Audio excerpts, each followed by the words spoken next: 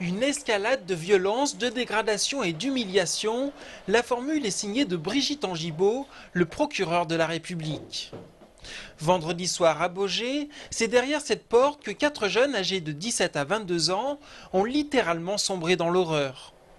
Tout est parti d'un anniversaire organisé au premier étage de cette maison.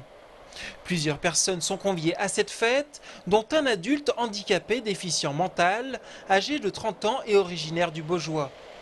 C'est ce dernier qui va être la victime des 4 jeunes qui s'acharnent sur lui parce qu'il aurait eu un regard ou un geste déplacé en direction d'une adolescente présente sur les lieux.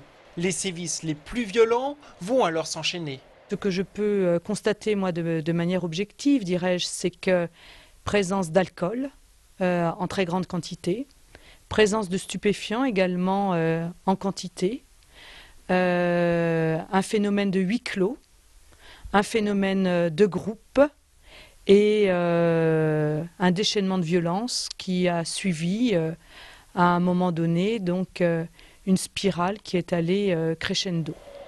Un peu plus tard dans la soirée, les 4 jeunes décident d'enfermer leur victime dans une cave du bâtiment. À ce moment-là, le malheureux est toujours vivant. Il agonisera pendant plusieurs heures avant de mourir d'une hémorragie.